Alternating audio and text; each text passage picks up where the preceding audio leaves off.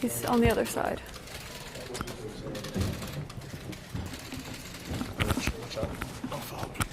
Don't worry, I won't. Yeah. Well, thank you very much, everybody, for being here in Bedminster. We've had a lot of work. We've done a lot of work. They're renovating the White House. It's a long-term project, and they approved it years ago. And I said, well, I guess this would be a good place to be in the meantime. So they're doing a lot of work at the White House. I miss it. I would like to be there, but this is a good way of doing it.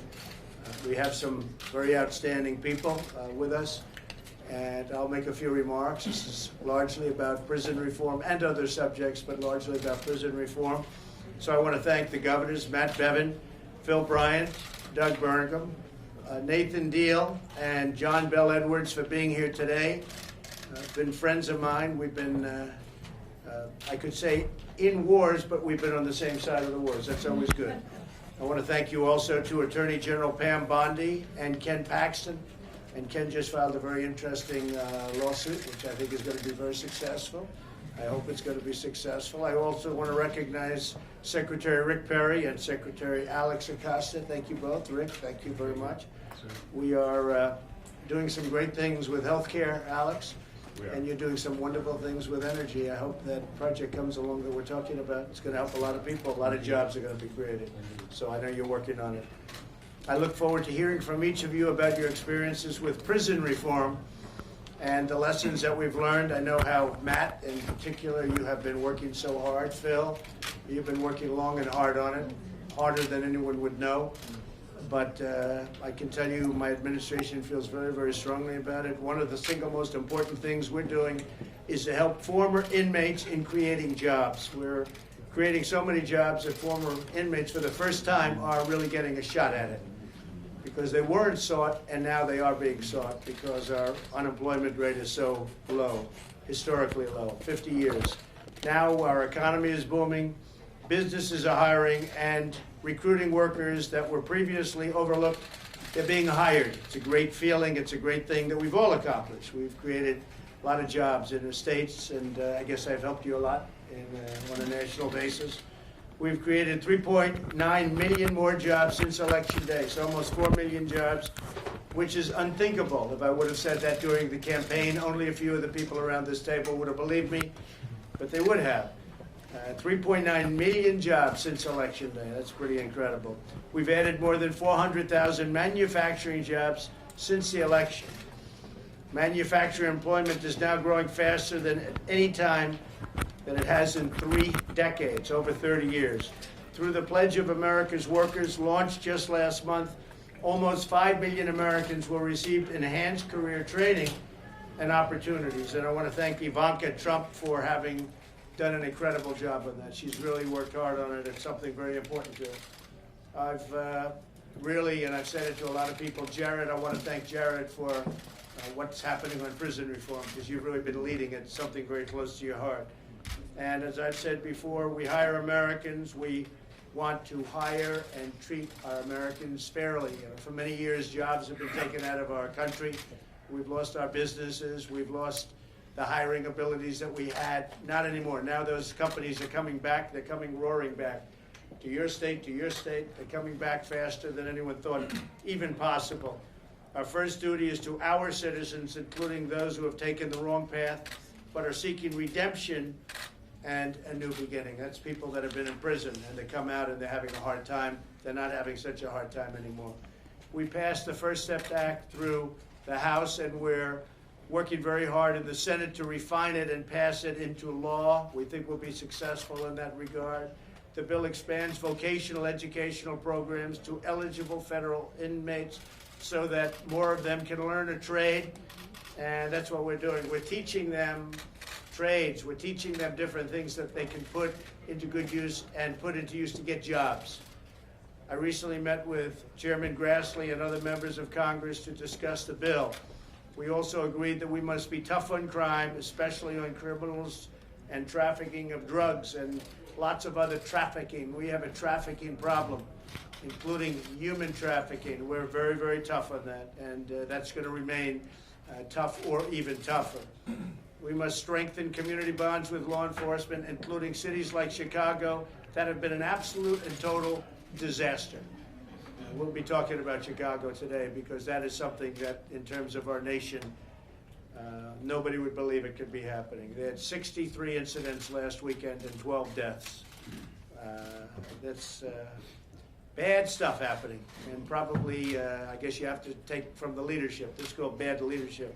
There's no reason in a million years that something like that should be happening in Chicago. We want every child to grow up in a safe neighborhood, surrounded by families that are loving and helpful and with a path to great education and a lifelong career. I want to thank everybody for being here, and I think what we'll do while the media is here, maybe we'll just go around the room real quickly and we'll introduce yourselves. And these are people that have really worked hard on prison reform and lots of other things, but on prison reform. And that's largely what this meeting is about. Governor, please. Well, thank you, Mr. President. I appreciate the opportunity to be here. We are very pleased with what's happened in Georgia. We have seen since I became governor a 10% decrease in violent crime in our state, a 20% overall decrease in crime.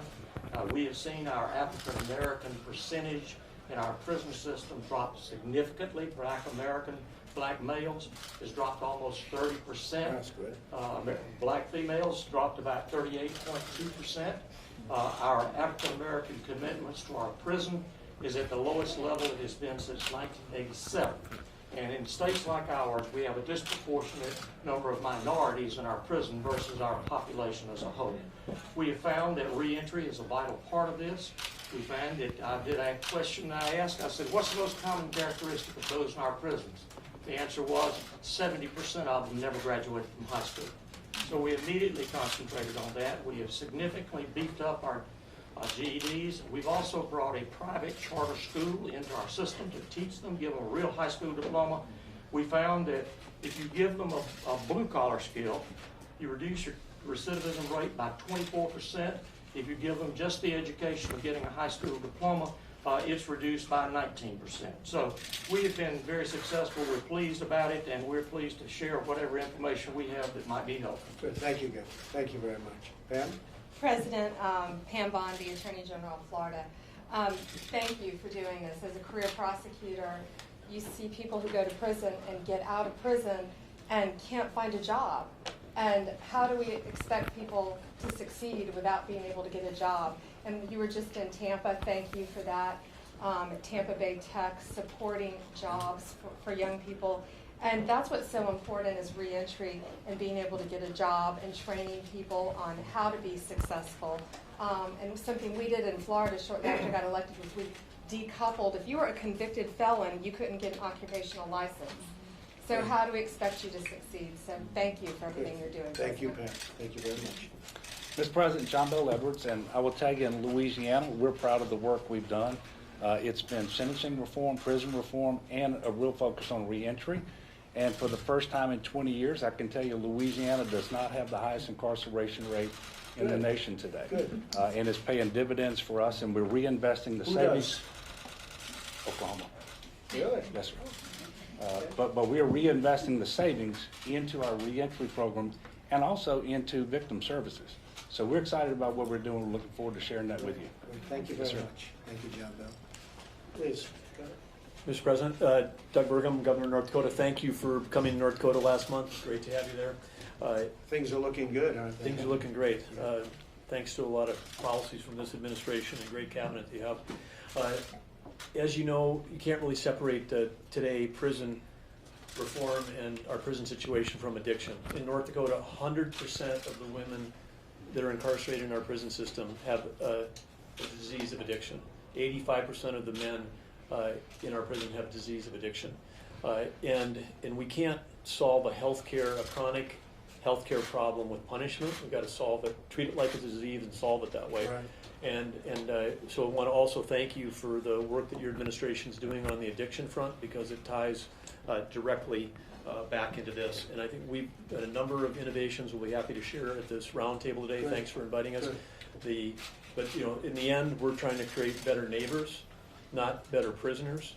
98.5% of the people that go to prison in North Dakota end up coming back out, and so we have to, when they're there, like the other governors have talked about, it's education, it's career skills, it's treatment. Those are things we have to focus on. If we can do that, we can turn people's lives around and add people to the workforce. We know we need that because we've got so many jobs open in this country. Thank you very much, Governor. Ken Paxton, Texas Attorney General. Thank you, Mr. President. This is obviously an important issue to Texas. I think it's an important issue to the nation. And Jared, I appreciate your passion for this issue. 2007, under the leadership of, I think, the greatest governor in my lifetime. He's now Secretary of Energy, is that right? Former Secretary of Energy. And the president of our top public policy foundation, Brooke Rollins, we passed legislation similar to what Congress is now looking at that has had a dramatic impact on our ability to take people from prison into productive lives. And, you know, I could cite many statistics, but we were spending $2 billion, and we didn't spend the money. We put $241 million into treatment and to helping people find jobs. We've expanded that since, but it's made a tremendous difference. We have not built any more new prisons since then. We've actually closed 8 prisons. So it's really made a difference, and I think it can make a difference for the nation. So I look forward to continuing the discussion. How are you doing with your recently filed case? How's that looking? Well, we had a hearing yesterday, and I think it went quite well. We'll see what the judge says, but we know we're right on the law and we're right on the Constitution, and so we're confident things are going to go in the right way. It's true. Thank you, Mr. President. I'm Phil Broughton, Mississippi. In 2014, we began our Right on Crime program. We used all the things that Georgia has been successful with. In Texas, I called both of these governors and said, tell me how you did it. I'm a former law enforcement officer. I worked undercover narcotics cases. I've been out there with the worst of the worst. I put a lot of people in jail, and some of it was difficult, particularly when I was state auditor, and over 100 statewide elected officials and government employees went to jail for white-collar crimes. So we began a really strong program working with the Pew Institute of putting that workforce training program into effect, making sure we looked at addiction, mental health. Mental health challenges within the correctional facilities are obviously rampant. Also trying to make prisons a drug-free zone and a crime-free zone within that prison, so your life can't be threatened every day. You can't be attacked in prison. You can't have access to drugs and be rehabilitated. And then finally, the faith-based organization.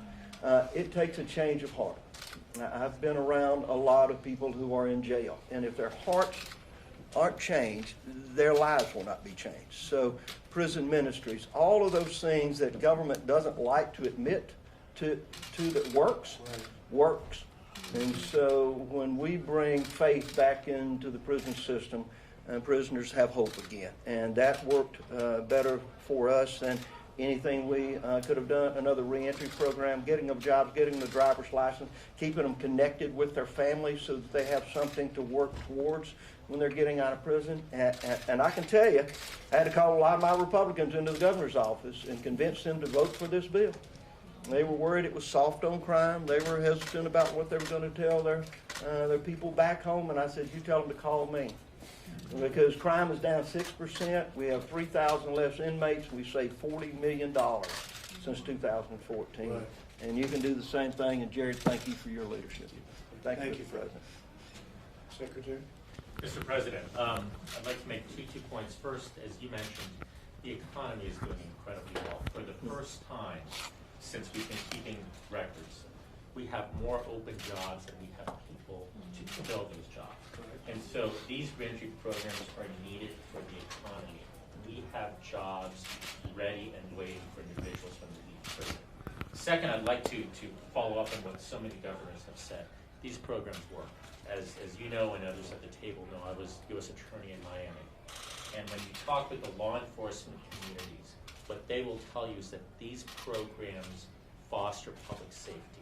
When someone leaves prison, the best that can happen for them is for them to find a job. The best that can happen for society is for them to find a job and start contributing to society rather than go back to the old ways of crime. So this is very much a win-win for the individual, for the safety of the community, and for the economy of the nation. And we have individuals that are going from a prison system where the taxpayer is funding the system to contributing members of society that are helping this economic growth.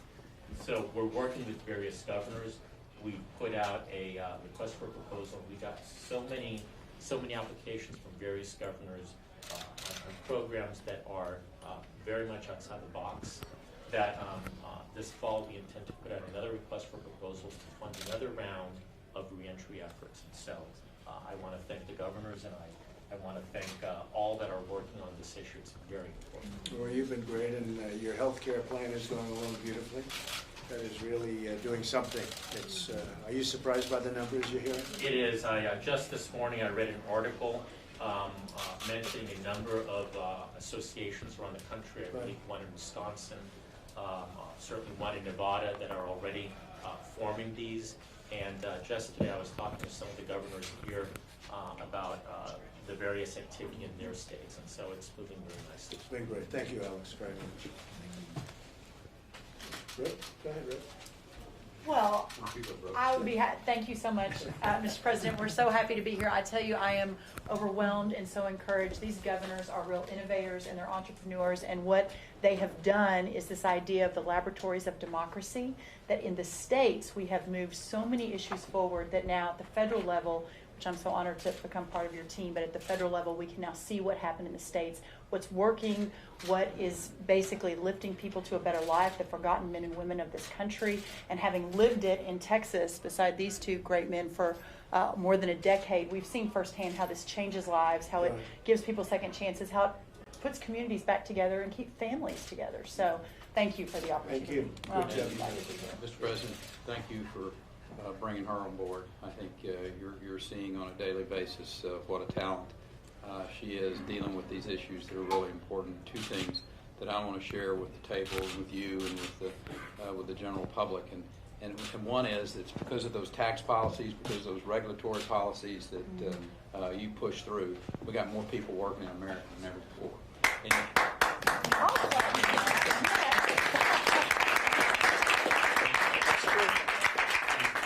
have to have that, because if these programs are to work, when the folks get out of prison, or if they don't go to prison to begin with, and that's our real goal.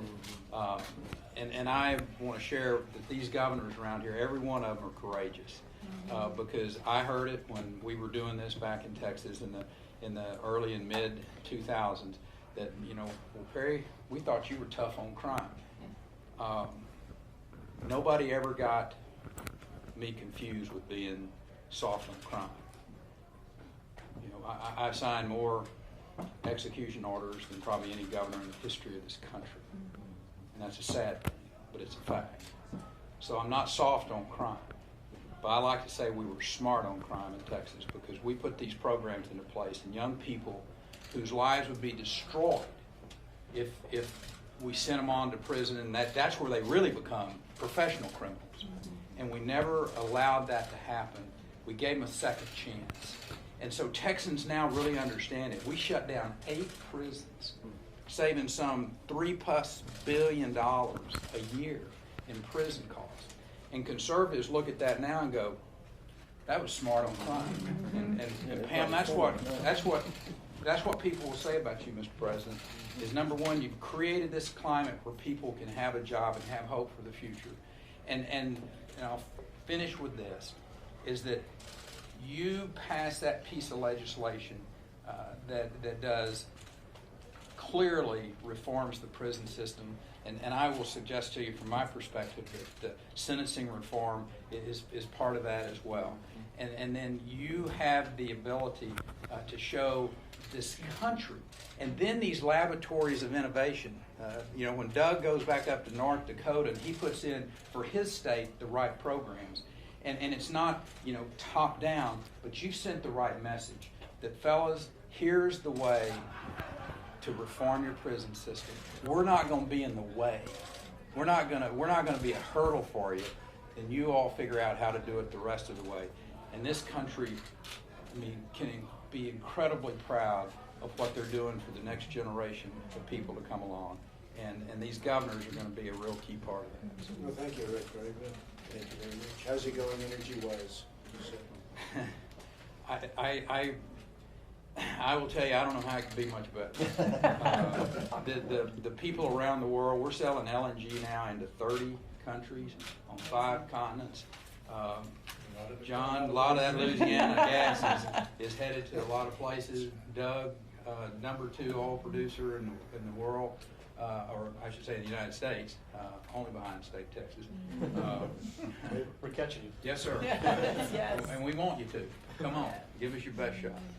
But things are going good, sir. I mean, it is a massive jobs being created. We got the opportunity to, I don't want to get us off track here, but oil and gas infrastructure. If there's one thing that we collectively, these governors will tell you that as well, that we'll produce it. Getting it out of this country is the challenge right now. Well, we've become, as you know, #1 in the world over just the last short period of time. So we've made it a lot easier. And yet environmentally perfect, environmentally really good. But we've become #1 in the world. And we're now a net exporter, which nobody thought they'd ever hear. And we're doing a lot of good things for a lot of other countries too. So thank you very much. You did a great job. Thank you. Matt? Mr. President, I just want to thank you again for convening this, not just once, not just twice, but on multiple occasions. Had a chance to meet a number of folks around this table. A comment was made early on, I think by you in your introductory comments, about the fact that this is a war where people can be lined up on the same side. And the most powerful thing about this, and something I hope those of you in the media appreciate, I look at guys like John Bell Edwards in Louisiana, represents a different party than I do in Kentucky in terms of our political affiliation. But this is something that we're very much of like mind on, and I think this transcends anything political. And again, I tip my hat to you for not only on this issue but on others, bringing things to the political forefront that aren't political.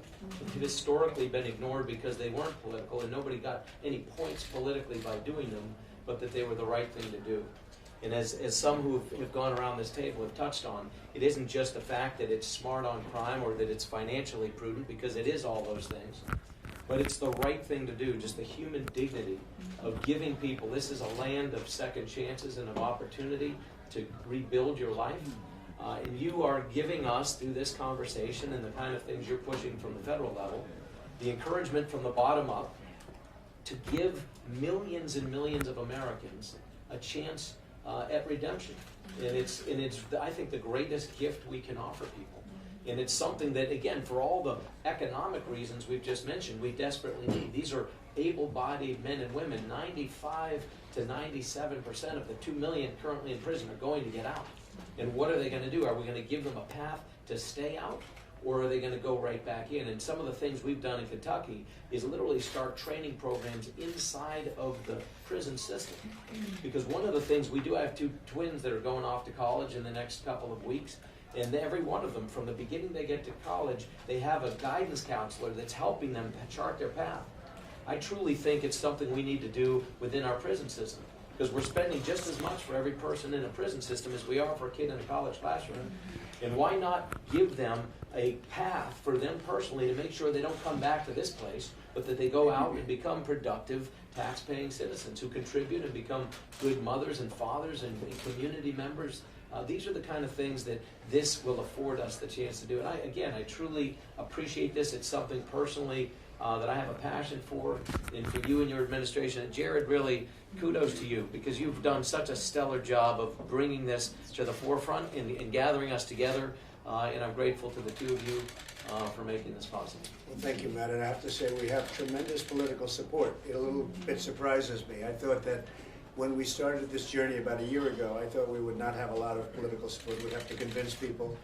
We have great political support. You see what's happening. People that I would least suspect are behind it 100%. So that's a good thing. Thank you all for being here. Thank you all very much. Thank you. Okay. Thank you very much. Mr. President, any response to Chris Collins being indicted?